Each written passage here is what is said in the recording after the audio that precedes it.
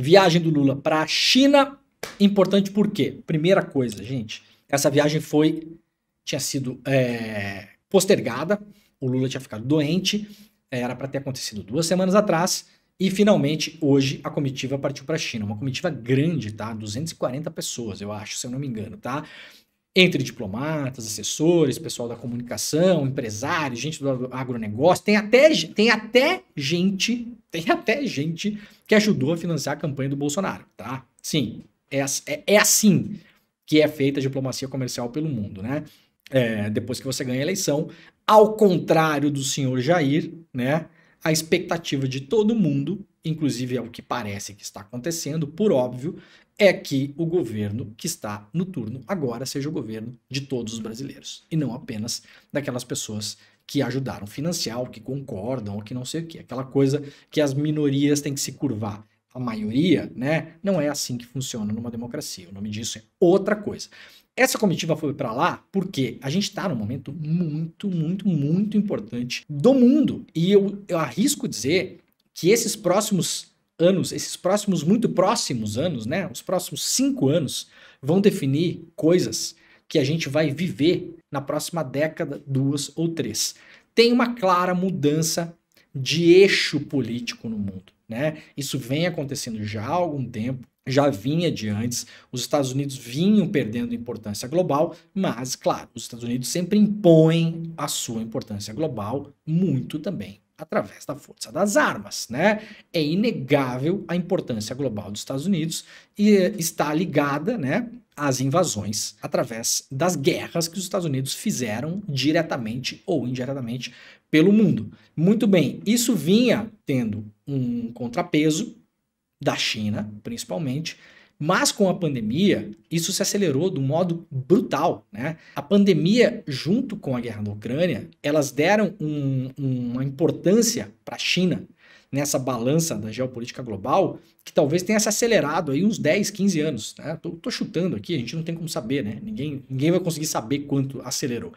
Mas, de fato, acelerou. O mundo na pandemia se mostrou extremamente dependente da China, isso é a primeira coisa. Quem é que não lembra o Brasil torcendo para chegar um navio no Brasil com o tal do IFA, que era o substrato, né?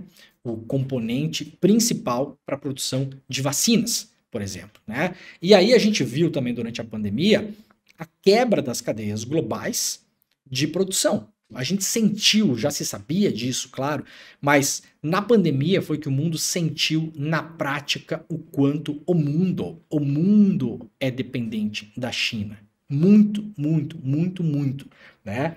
Hoje a gente tem, por exemplo, um preço médio de um automóvel no Brasil. Cresceu absurdamente durante a pandemia, por vários motivos. Entre os principais, a falta de insumos, a incapacidade de produzir automóveis. Por quê? Porque a cadeia de produção se quebrou. Muita coisa sai da China, muita coisa essencial sai da China. E a China não é mais só hoje apenas um produtor, apenas um país que consegue ceder a sua mão de obra e o seu território para a instalação de fábricas. A China é, já há muito tempo, mas de novo a gente viu durante a pandemia, um país estratégico para a geração de tecnologia e conhecimento. A China, aquela China dos anos 80, né, que foi a China que ficou famosa dos produtos chineses, né, da pirataria, da cópia. Gente, essa China, ela está acabando. E com a pandemia, apressou-se o fim dessa China. A China hoje é um produtor de conhecimento e de tecnologia.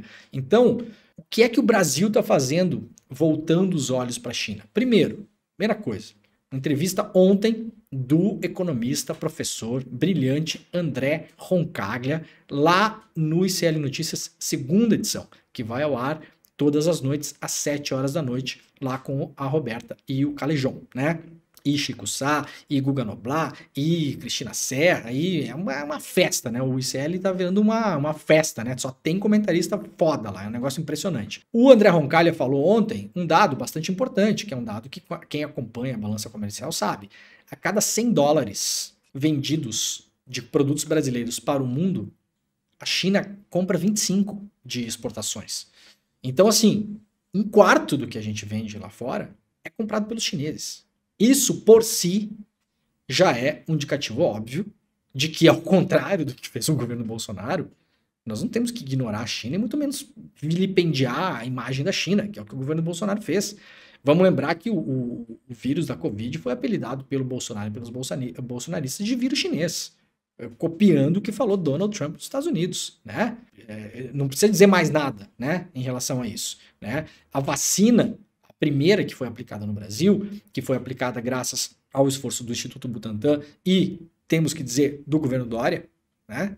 Foi comprada na China. O Bolsonaro falou que não queria aquela vacina para o povo brasileiro porque chamou de vacina. Então a gente sai de um período da quinta série negociando no mundo e a gente retoma um período de um governo que tem a cabeça no mundo. Os governos do PT, principalmente os governos Lula, eram governos que tinham a cabeça no mundo, né? O Lula abriu embaixada em tudo que é lugar, né? Foi para o mundo, de fato, né?